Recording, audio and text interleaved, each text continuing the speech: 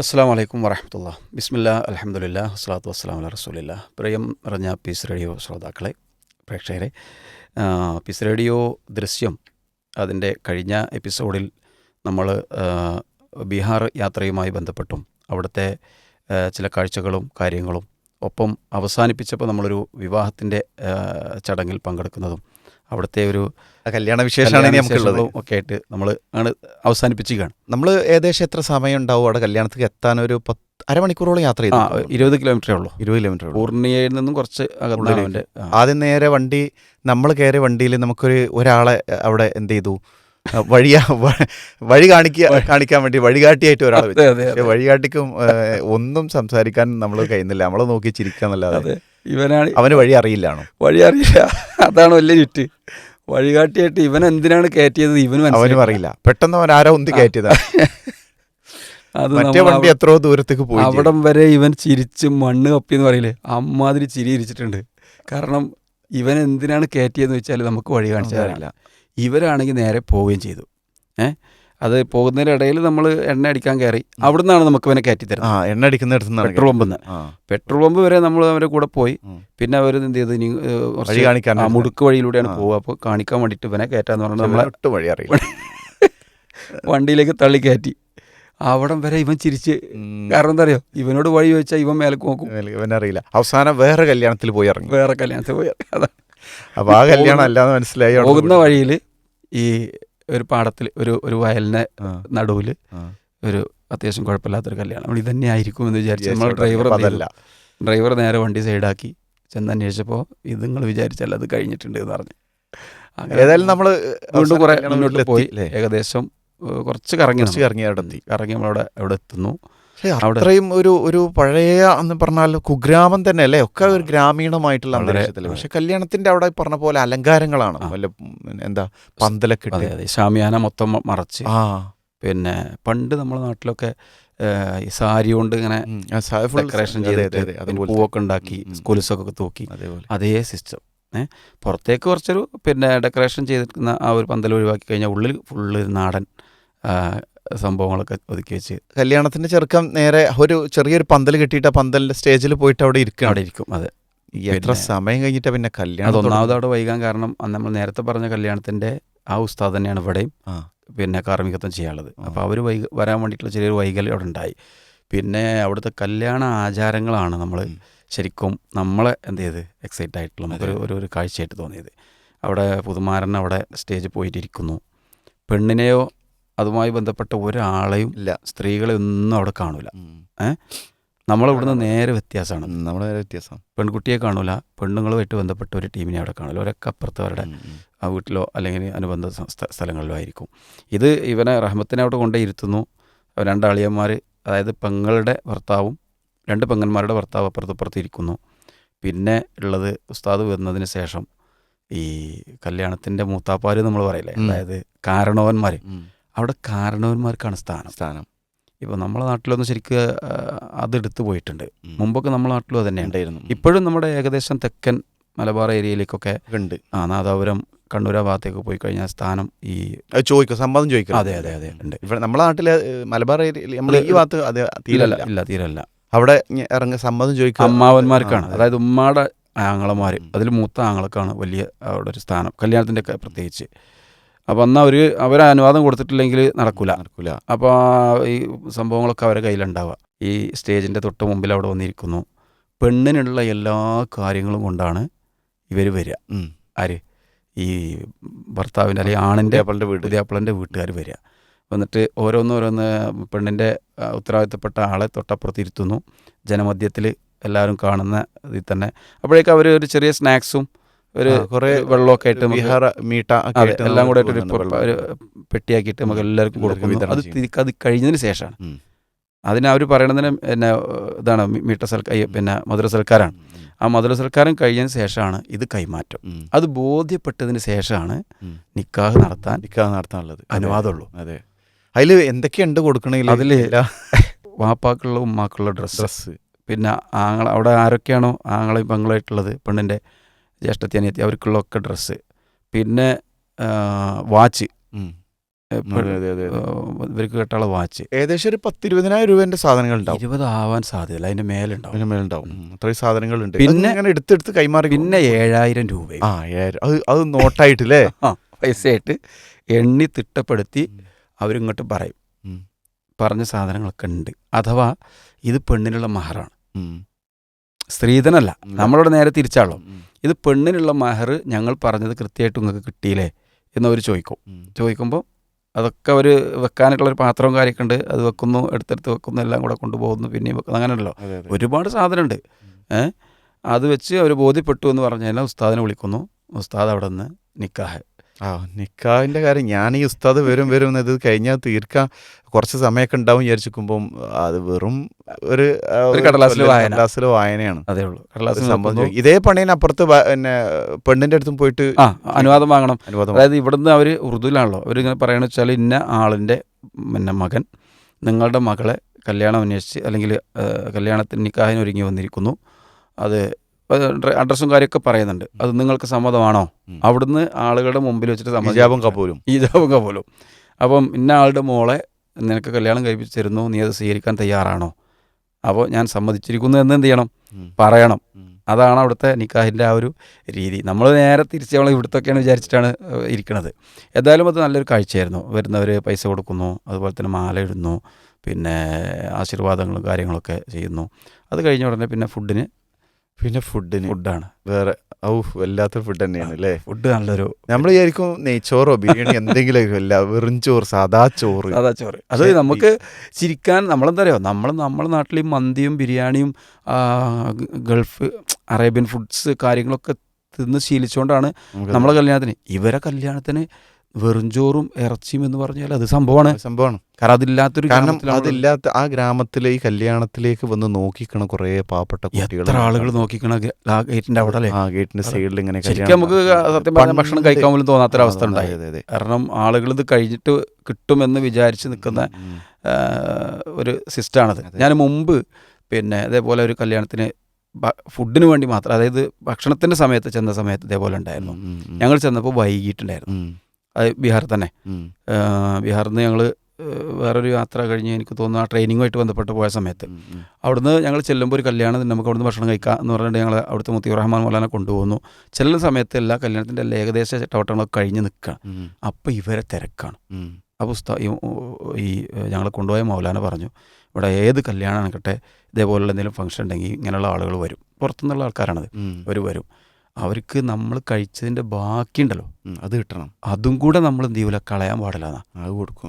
അതവർ കൊണ്ടുപോകും, വീട്ടിലേക്ക് കൊണ്ടുപോകും. അതാണ് അവസ്ഥ. അതെ. അപ്പോൾ എനിക്ക് ചിരിച്ചപ്പോൾ എനിക്കൊരു ഭയങ്കരമായിട്ട് മാനസികമായിട്ട് പ്രയാസം വെച്ചാൽ, നമ്മൾ വെറും ചോറ് നമ്മൾ ചിരിക്കേണ്ട അവസ്ഥയല്ല. അത്രയും പിന്നെ ദാരിദ്ര്യാവസ്ഥയിൽ കഴിയുന്ന അവർക്ക് വെറും ചോറും അല്ലെ നമ്മൾ ആ ഒരു ബാക്ക്ഗ്രൗണ്ട് വെച്ചിട്ട് നമ്മൾ ചിന്തിക്കണത്. അതെ. പക്ഷെ എനിക്ക് നല്ല ഫുഡ്, നല്ല ഗംഭീര ഫുഡ്. ചോറാന്നുള്ളത് അതെ, ബീഫ് ഉണ്ടായിരുന്നു. അതുപോലെ തന്നെ സലാഡിന്റെ ഒരു കാര്യങ്ങൾ, സലാഡിന്റെ ഒരു എന്താ പറയുന്നത്, ഒരു പ്രവാഹം. ഒന്നിച്ച് സലാഡ്, പിന്നെ പപ്പടവും കാര്യങ്ങളും, അങ്ങനെ നല്ല സദ്യ, നല്ലൊരു ഫുഡ് കഴിച്ചു. നമ്മൾ പെട്ടെന്ന് നമുക്ക് പോകണം. കാരണം വെച്ചാൽ നമുക്ക് തിരിച്ചെത്തിയിട്ട് വേണം. മറ്റേ നമ്മളെ വണ്ടിക്കാരന് വേറെ തിരക്കോടുണ്ട്. 4:30 മണിയാകുമ്പോൾ അവിടെ എത്താൻ പറഞ്ഞിട്ട് ഫ്ലൈറ്റ് ഇവിടെ പോകണ്ട് മൗലാന എയർപോർട്ടിൽ ആക്കി കൊടുക്കാണ്ട് അവിടുത്തെ നമ്മളെ മദീനിനെ. ആ ഒരു തിരക്കിലാണ് മൂപ്പരുള്ളത്. അങ്ങനെ നമ്മൾ അവിടുന്ന് അത്യാവശ്യം കുഴപ്പമില്ലാത്ത തിരക്ക് പിടിച്ച് റഹ്മത്തിനോടും കുടുംബക്കാരോടൊക്കെ യാത്ര പറഞ്ഞ് നമ്മൾ നേരെ വണ്ടി കയറുന്നു. അത്യാവശ്യം കുഴപ്പമില്ലാത്ത സ്പീഡിലാണ്. പിന്നെ അവൻ്റെ വേഗതയിലാണ് വണ്ടി പോകുന്നത്. മാരക സ്പീഡാണ്. സ്പീഡ്. ഹൈദർ ഒരുപാട് ഊടുവഴികളിലൂടെ ഓരോരോ സ്ഥലങ്ങളിലെ ഒരു വിസ്മയകരമായ യാത്ര എന്ന് വേണമെങ്കിൽ പറയാം. അതിന്റെ ഇടയിലാണ് നമ്മളന്ന് പോത്ത് സവാരിയൊക്കെ കണ്ടത്. ഒരു പോത്തുകളെ അല്ലേ, ആളുകൾ കൂളായിട്ട് ആളുകൾ പോത്തിന്റെ പുറത്ത് കയറി യാത്ര ചെയ്യണതൊക്കെ നമ്മൾ അതിൻ്റെ ഇടയിലാണ് കണ്ടത്. പിന്നെ നേരെ നമ്മൾ ബസുമതിയ ലക്ഷ്യം വെച്ചാണ് പോണത്. നേരെ വൈകുന്നേരം ഏകദേശം 4 മണി 4:30 സമയമാകുമ്പോഴേക്ക് നമ്മളവിടെ മഗ്‌രിബാകുമ്പോഴേക്ക് അല്ലേ? 4:30 ആകുമ്പോഴേക്കും എത്തി. മഗ്‌രിബ് പറഞ്ഞാൽ 5:15 മഗ്‌രിബ്. അതുകൊണ്ടാണ് മഗ്‌രിബ് എന്ന് പറഞ്ഞത് ഞങ്ങൾ. യെസ്. അപ്പം 4:30 ആകുമ്പോൾ നമ്മളവിടെ എത്തുന്നതിൻ്റെ ഇടയിൽ ഞാൻ വേറൊരു കാര്യം ശ്രദ്ധിച്ചു. ഈ ഡ്രൈവറില്ലേ ഹൈദർ, അപ്പോൾ നമ്മൾ കുറച്ച് കഴിച്ചപ്പോൾ ബാക്കി വെച്ച സാധനം ഉണ്ടല്ലോ, ഇതൊക്കെ അവനെന്ത് ചെയ്തു, കവറിലാക്കി വെച്ച് കൊണ്ടുപോകാൻ. വീട്ടിൽ കൊണ്ടുപോകാൻ. അവൻ ഭയങ്കര സന്തോഷത്തിലാണ്. അവൻ്റെ വീട് നിൽക്കുന്ന സൈഡിൽ കൂടെ പിന്നെ നമ്മൾ പോയത്. വണ്ടി നിർത്തുന്നു, അവൻ വീട്ടിലേക്ക് പെട്ടെന്ന് ചാടി ഇറങ്ങുന്നു, പിന്നെ കുട്ടികളെ വിളിക്കുന്നു, അവൻ വാങ്ങിയ അതിൻ്റെ ഇടയിൽ നമ്മൾ മീൻ വാങ്ങാൻ നിന്നിരുന്നു. മീൻ മാർക്കറ്റിൽ അവൻ്റെ വീട്ടിലേക്ക് മീൻ വാങ്ങി മീനും ഒപ്പം ഈ നമ്മളവിടുന്ന് കല്യാണത്തിന് നമ്മൾ പൊതിഞ്ഞ ആ സാധനം, പാക്കുള്ള സാധനം കുട്ടികൾക്ക് കൊടുക്കുന്നവും കുട്ടികൾ ഭയങ്കര സന്തോഷത്തിൽ ഭയങ്കര. അവൻ്റെ മൂത്ത മോനാണ് വന്നത്, ഹൈദറിൻ്റെ. നമ്മൾ നേരെ മഗ്‌രിബിന് തൊട്ട് മുമ്പേ കോളേജിലെത്തുന്നു. അവർ മൗലാനെയും കൊണ്ട് അവർ യാത്ര പോയി. നമ്മൾ ബിജ്ലി ചൗക്ക് വഴിയാണ് എത്തിയതെന്ന് തോന്നുന്നു. ബിജ്ലി ചൗക്ക് വഴി. ബിജ്ലി ചൗക്കിൽ നിന്നാണ് നമ്മൾ പിന്നെ ബാക്കി കുറച്ച് സാധനങ്ങളൊക്കെ വാങ്ങാനൊക്കെ അവിടെ ഇറങ്ങിയിട്ട്, മീട്ടയും കാര്യങ്ങളൊക്കെ വാങ്ങാൻ വേണ്ടിയിട്ട് അവിടെ ഇറങ്ങി. നമ്മൾ നേരെ മദ്രസയിലെത്തുന്നു. പിന്നെ ഇവിടെ സാധനങ്ങൾ ഉണ്ടാക്കാൻ പറഞ്ഞ സ്ഥലത്ത് നമുക്കൊന്ന് പോകണമെന്ന് പറയുന്നു.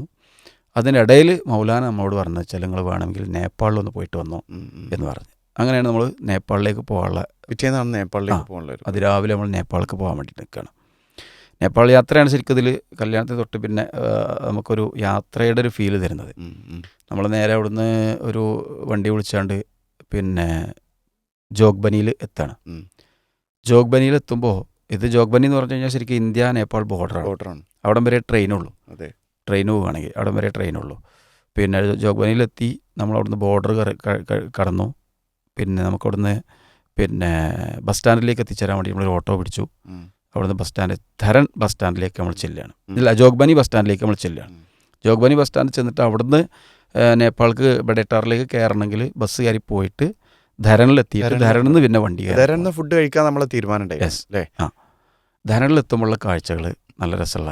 നമ്മൾ ഫുഡും തിരഞ്ഞ് നടക്കുന്നുണ്ട് പല സ്ഥലത്തും. അതെ, കാരണം അപ്പോൾ ആ സമയത്ത് ഫുഡിന് എന്തോ താഴെയുള്ള ഹോട്ടലുകളൊന്നും കിട്ടാനില്ല. മാത്രമല്ല ഹോട്ടലുകളും കിട്ടണം. കിട്ടാനില്ലാന്ന് മാത്രമല്ല, പുറത്ത് മൊത്തം പന്നിയിറച്ചി പിന്നെ ഫ്രൈ ചെയ്തിട്ടും ഈ കമ്പിയിൽ കോർത്ത് ഗ്രില്ലാക്കിയിട്ടൊക്കെ വെച്ച് വലിയൊരു കാഴ്ചയാണ് അത്. രണ്ട് സംസ്കാരം തന്നെ ആയി മാറും. അതായത് നമ്മൾ ഇന്ത്യയിൽ നിന്ന് നേരെ നേപ്പാളിൽ കയറുമ്പോൾ തന്നെ ഫുഡിന്റെ കാര്യത്തിലും ഈ ആളുകളുടെ സംസാരം ആളുകളുടെ എല്ലാം പെട്ടെന്ന് മാറുന്ന. നമുക്കൊരാൾ അവിടെ കണ്ട് സംസാരിച്ചിട്ട് നിങ്ങൾക്ക് ഫുഡിന്റെ സ്ഥലത്തുണ്ട് നിസ്കരിക്കും ചെയ്യാന്നൊക്കെ പറഞ്ഞിട്ട് നമ്മളെ കൂട്ടിക്കൊണ്ടുപോയി. കൂട്ടിക്കൊണ്ടുപോയിട്ട് നമ്മൾ എത്രയോ നടന്നു മലയുടെ മുകളിൽ ഒരു സൈഡ് എത്തി. പക്ഷെ നല്ല ഫുഡ് നമ്മൾ കഴിച്ചു. നല്ല ഫുഡും അത്യാവശ്യം കുഴപ്പമില്ലാത്ത പിന്നെ വിലയായിട്ടുള്ളൂ. അതെ. അത് കഴിഞ്ഞതിന് ശേഷം പിന്നെ നമ്മൾ നേരെ ധരൺ സ്റ്റാൻഡിലേക്ക് വരുമ്പോഴാണ് അവിടെ ഈ ജൻസി വിപ്ലവത്തിന്റെ ചില അലയൊലികളൊക്കെ നമ്മൾ അവിടെ ആളുകൾ ബസ് സ്റ്റാൻഡിൽ വലിയ സമ്മേളനങ്ങളൊക്കെ ആയിട്ട്. പക്ഷെ നമുക്കത് അറിയില്ല എന്താന്നുള്ളത് നമുക്കറിയില്ല. കുറച്ചേരൊക്കെ നോക്കി നിന്ന് നമ്മൾ നേരെ വണ്ടി നോക്കി. അതെ, അവിടെ നിന്ന് നമ്മൾ ഷെയർ ടാക്സിക്കാണ് നേപ്പാളിൽ കയറണം. നേപ്പാളിലേക്ക് പോകുമ്പോൾ നമുക്ക് ഈ സിമ്മിന്റെ പ്രശ്നമുള്ളതുകൊണ്ട് സിമ്മൊക്കെ നമ്മൾ മാറ്റുന്നുണ്ട്. റേഞ്ച് കിട്ടാൻ വേണ്ടിയിട്ടുള്ള സിം മാറ്റി. 2 സിം മാറ്റിയിട്ടുണ്ട് നമ്മൾ. ബഷീർ മാസ്റ്റർ സിം മാറ്റിയിട്ടുണ്ട്. പിന്നെ നമുക്ക് അവിടുന്ന് ഒരു സിം ചെയ്തിട്ടുണ്ടായിരുന്നു. ഞങ്ങൾ അവിടുത്തെ മദ്രസയിൽ ഒരു ഉസ്താദ് ഇങ്ങനെ തന്നു. അവിടെ അടുത്തായിരുന്നു. അത് വേറൊരു സംഭവമാണ്. വേറൊരു ഐഡിയപരമായി നമുക്ക് തന്നതാണ്. അവന്റെ സിം ഒന്ന് റീചാർജ് ചെയ്തിട്ട് നമ്മൾ അതെ ഒരു നാക്കിലൂടെ വിളവിട്ട് രക്ഷപ്പെട്ടതാണ്. എന്നാലും കുഴപ്പമില്ല, ഓനം കിടക്കട്ടെ എന്ന് വിചാരിച്ചു നമ്മൾ നേരെ നേപ്പാളിലേക്ക് മാറി. നേപ്പാളിലേക്ക് മാറുമ്പോഴേക്കും നമ്മൾ ഇവിടുന്ന് ക്യാഷൊക്കെ ചേഞ്ച് ചെയ്യുന്നുണ്ട്. ക്യാഷൊക്കെ ചേഞ്ച് ചെയ്ത് ഇവിടെ. പക്ഷെ നമ്മള് കയറിയ വണ്ടിയിൽ നമ്മളെ വല്ലാതെ ഇടങ്ങാറാക്കിയെന്ന് വെച്ചാല് അതിൽ ഇരിക്കാൻ നമുക്ക് 18 ആളാണ് ഒരു വണ്ടിയിൽ. 12 ആള് പോകേണ്ട വണ്ടിയിൽ 18 ആള് ടൈറ്റായിട്ട് കയറി. പക്ഷേ ആ കയറ്റം അത്രയും ഈ വണ്ടി പെട്രോളോ ഡീസലോ വണ്ടിയല്ല, ഇലക്ട്രിക് വണ്ടിയാണ്. അത്രയും വലിയ കയറ്റവും ഒക്കെ എന്ത് ചെയ്തിട്ടുണ്ട് ഈ വണ്ടി കയറുന്നുണ്ട്. 18 ആളെ വെച്ച് കയറിയിട്ടുണ്ട്. അത് വലിയൊരു സംഭവം തന്നെയാണ്. ഈ വണ്ടിയിൽ പോകുന്ന സമയത്ത് എൻ്റെ സൈഡിൽ ഇരിക്കുന്ന ഒരാൾ ഇങ്ങനെ പറയണ്ടേ കേട്ടോ പോകണമെന്നൊക്കെ ചോദിക്കുമ്പോൾ പിന്നെ ഫേസ്ബുക്ക് കിട്ടൂല, നിരോധിച്ചിരിക്കുന്നു അങ്ങനെ പറഞ്ഞു. നമുക്ക് ഇതൊക്കെ എന്തിന്റെ പേരിലാണ് എനിക്ക് മനസ്സിലായില്ല. അതെ ചെന്നിട്ട് കിട്ടിയിട്ടില്ല. പിന്നെ കിട്ടിയിട്ടില്ല, നമുക്കിത് അറിയില്ല. നെറ്റ് ഉണ്ടാവില്ല, വാട്സപ്പ് കിട്ടില്ല. പക്ഷേ വാട്സപ്പ് എപ്പോഴെങ്കിലും ഇടയ്ക്കൊക്കെ വാട്സപ്പ് കിട്ടിയിട്ടുണ്ട്. അതെ നമ്മൾ നേരെ അവിടെ എത്തുമ്പോൾ ഏകദേശം മഗ്‌രിബായിട്ടുണ്ട്. ബഡേട്ടാറിലെത്തുമ്പോൾ മഗ്‌രിബിന് തൊട്ട് മുമ്പേ നേപ്പാൾ മലയിടുക്കുകളിലൂടെയുള്ള യാത്ര ഭയങ്കര രസമുള്ള ഒരു യാത്രയാണത്. മലയിടുക്ക് എന്ന് പറഞ്ഞാൽ നേപ്പാൾ മൊത്തം 2 സൈഡും, അതായത് നേപ്പാളിൻ്റെ അങ്ങേ സൈഡും നമ്മളിപ്പോൾ ഈ പോണ ബഡേട്ടാർ സൈഡും രണ്ടും അത്യാവശ്യം നല്ല മലനിരകളാണ്. അപ്പോൾ കുത്തനെയുള്ള മലനിരകളിലൂടെ പോയി നമ്മൾ അതിൻ്റെ ഏറ്റവും എൻഡ് ബഡേട്ടാർ ഒരു ടൗണിലാണ് നമ്മൾ എത്തുന്നത്. അവിടുന്ന് നമ്മൾ കുറേ റൂം പല സ്ഥലത്തും അന്വേഷിച്ച് നടന്ന് കുറേയൊക്കെ അങ്ങനെ കറങ്ങി നടന്ന അവസാനം നിങ്ങൾ മുമ്പുള്ള ഒരു എക്സ്പീരിയൻസ് അവിടേക്ക് നമ്മൾ ചെന്നെത്താണ്. റൂം നമുക്ക് കിട്ടി. നല്ല അത്യാവശ്യം കുഴപ്പമില്ലാത്ത റൂം. 5 കുറഞ്ഞ പൈസ റൂം കിട്ടി. പിറ്റേന്നുള്ള പ്രഭാത കാഴ്ചകളാണ്. അവിടുന്ന് നമ്മളൊരു കാഞ്ചൻജംഗ മലനിരകൾ കാണുന്ന കാഴ്ചകളൊക്കെ അവിടുന്ന് നമ്മൾ പറഞ്ഞല്ലോ അല്ലേ. അത് കഴിഞ്ഞിട്ട് രാവിലെ മിലിറ്ററി ഏരിയകളിലൂടെ കുറച്ചൊരു കടന്നിട്ട് യാത്ര. അവരുടെ മിലിറ്ററി ഏരിയയിൽ നേപ്പാൾ മിലിറ്ററിന്റെ കാഞ്ചൻജംഗയുടെ ശരിക്കുള്ളൊരു കാഴ്ച നമ്മൾ കാണുന്നത് ഇവിടുന്ന് കാണണമെങ്കിൽ കാണണമെങ്കിൽ നല്ല ഡാർജിലിംഗിൽ തന്നെയാണ്. ഡാർജിലിംഗ് ആണ്. ഭയങ്കര കാഴ്ചയാണത്. ശരിക്കും അതിന്റെ മഞ്ഞ് മൂടി നമ്മളതിന്റെ ചെറിയൊരു ഏരിയ അവിടുന്ന് അത്രേ കണ്ടിട്ടുള്ളൂ. ദൂരന്ന് ഇങ്ങനെ നിങ്ങൾ കാണിച്ചു തന്നൊരു ഭാഗമാണ്. മഞ്ഞ് മൂടി ആ സൂര്യനെ അവിടുന്ന് ഇങ്ങനെ വരുമ്പോഴുള്ള ആ സ്വർണ്ണ കളറിനെ നമ്മൾ അവിടെ നിന്നപ്പം ഇവിടുന്ന് കണ്ടേ, നമ്മൾ ഈ ബഡേറ്റാർന്ന് കണ്ടത്. ബഡേറ്റാർന്ന് നമ്മൾ രാവിലെ അന്ന് രാത്രി നമ്മളവിടെ നിന്നു. നല്ല ഒരു തണുപ്പും, അതായത് താഴെ നല്ല ചൂടായിരുന്നു. ഇത് നമ്മൾ നല്ല തണുപ്പാണ്. ഇന്ത്യയിൽ നമ്മൾ നിൽക്കുമ്പോൾ നല്ല ചൂടും, ഇവിടെ എത്തുമ്പോൾ നല്ല തണുപ്പും, അത്യാവശ്യം നല്ല കാലാവസ്ഥയും. അല്ല അത് കഴിഞ്ഞിട്ട് നമ്മളെ പിറ്റത്തെ ദിവസം നമ്മൾ രാവിലെ പുറപ്പെടാൻ തിരിച്ചിറങ്ങല്ലേ അവിടുന്ന്. ഏകദേശം തിരിച്ചിറങ്ങാതില്ലായിരുന്നു. നമ്മൾ കുറച്ച് സ്ഥലങ്ങൾ കണ്ടു. അതെ, അവിടുന്ന് കുറച്ച് സ്ഥലങ്ങൾ കാണുന്നുണ്ട്. അതൊരു വ്യൂ പോയിന്റ് അല്ലേ? അതെ ഡാർജിലിംഗിൽ ഈ ബഡേറ്റാറിലെ വ്യൂ പോയിന്റ് ഉണ്ട്. പിന്നെ 1-2 സ്ഥലങ്ങൾ നമ്മളവിടെ കറങ്ങി. അവിടേക്കൊന്ന് കറങ്ങിയതിന് ശേഷം നേരെ തിരിച്ചു പോകാനാണ്. അവിടുത്തെ കാഴ്ച എന്ന് പറഞ്ഞു കഴിഞ്ഞാൽ ഫ്രഷ് ആയിട്ടുള്ള പച്ചക്കറികളും ഫ്രൂട്ട്സും അല്ലേ. ഫുഡിലൊക്കെ എന്ന് പറഞ്ഞാൽ അപ്പം പറിച്ചെടുക്കുന്ന പച്ചക്കറികൾ ഉള്ള ഫുഡുകളാണ് കാര്യമായിട്ട്. പിന്നെ ഉണ്ട് നമുക്ക് പറ്റാത്ത പിന്നെ ഇതുണ്ട്, കാര്യങ്ങളുണ്ട്. അല്ലാത്ത ഹലാലായിട്ടുള്ള ഫുഡുകളും കിട്ടുന്ന ഏരിയകളുണ്ട്. പക്ഷേ അവിടെയൊക്കെ മെയിൻ നമ്മൾ കണ്ടതെന്ന് വെച്ചാൽ രണ്ട് സംസ്കാരം. അവരാരും അങ്ങോട്ടും ഇങ്ങോട്ടും ചൂടാവേ ദേഷ്യം പിടിക്കേ, ശാന്തം, വളരെ ശാന്തം. നമ്മളിവിടെയൊക്കെ ഹോട്ടലിലൊക്കെ പോയി കഴിഞ്ഞാൽ പൊറോട്ട ഓർഡർ ചെയ്യുന്നു, ചിക്കൻ ഓർഡർ ചെയ്യുന്നു, അതിനൊക്കെ വച്ചും ബഹളമാണ്. ഓരോ കൾച്ചറും രണ്ട് വഴിക്ക് ഇങ്ങനെ ശാന്തമായി ഒഴുകുകയാണ്. ഒന്നൊന്നായിട്ട് ക്ലാഷ് ആവുന്നില്ല, കൂട്ടിമുട്ടുന്നില്ല, പ്രശ്നങ്ങളില്ല. വളരെ ശാന്തമായി. മിക്കവാറും കടകളിലൊക്കെ സ്ത്രീകളാണ് കച്ചവടക്കാരായിട്ടുള്ളത്. പോലീസുകാരൊക്കെ എന്ന് പറഞ്ഞാൽ അല്ലേ നല്ല വളരെ മാന്യമായി സംസാരിക്കുന്നു. നമുക്ക് ഈ റൂട്ടുകളും കാര്യങ്ങളും ചോദിക്കുമ്പോൾ അവർ അതിൻ്റെ റൂട്ട് മാപ്പ് കാര്യങ്ങളെല്ലാം പുസ്തകങ്ങൾ ബുക്ക്ലെറ്റുകളൊക്കെ തരുന്നു. പിന്നെ നല്ലൊരു സൗഹൃദം പങ്കിടുന്ന ഒരു അവസ്ഥയാണ് മൊത്തത്തിൽ അവിടെ ഉള്ളത്. അപ്പോൾ അതിമനോഹരമായ കൺകുളിർമയാർന്ന കാഴ്ചകളൊക്കെ കഴിഞ്ഞ് പ്രഭാതത്തിൽ പിറ്റേന്ന് നമ്മൾ നേരെ തിരിച്ച് ചുരയിലേക്ക് വീണ്ടും ഇറങ്ങി പോവുകയാണ്. ഇറങ്ങിപ്പോയിട്ട് ജോഗ്ബനിയിലെത്തുമ്പം മനുഷ്യ കടൽ അതിൻ്റെയൊക്കെയാണ് ചെന്ന് ചേരുകയാണ്. നമ്മൾ ആകെ ബഹളമയമായ നേരെ അവിടുന്ന് ശാന്തമായ ഒരു അന്തരീക്ഷത്തിൽ നിന്ന് നേരെ തിരിച്ചു വരികയാണ്. ഒരു ബഹളത്തിന്റെ. പിന്നെ കുറച്ച് ഡ്രസ്സ് വാങ്ങാൻ വേണ്ടിയിട്ട് ജോഗ്ബനി അവിടെ വേറെ വിഷയം കൂടെ ഉണ്ട്. നമ്മൾ പോകുന്നത് ജൻസി കത്താണ്. അതിൻ്റെതായ ഒരു പ്രയാസം അവർ കാണിക്കുന്നുണ്ട്, നമുക്കത് അറിയില്ല. അവരവരുടെ ഭാഷയിലൊക്കെ സംഭവം പറയുന്നുണ്ട്, ഇവിടുന്ന് രക്ഷപ്പെടാനുള്ള സംവിധാനമൊക്കെ പറയുന്നുണ്ട്. ജൻസി നന്നായി എന്ത് ചെയ്യുന്നുണ്ട് അവിടെ നേപ്പാളിൽ കുറച്ച് നേരം നമ്മൾ വെയിറ്റ് ചെയ്ത്. അതെ നേപ്പാളിന് ശരിക്കും അവിടെ ഇളകിക്കൊണ്ടിരിക്കുന്ന സമയമാണ്. പക്ഷെ നമുക്കത് പുറത്തേക്ക് വല്ലാണ്ട് ബാധിച്ചിട്ടുണ്ടായിരുന്നില്ല.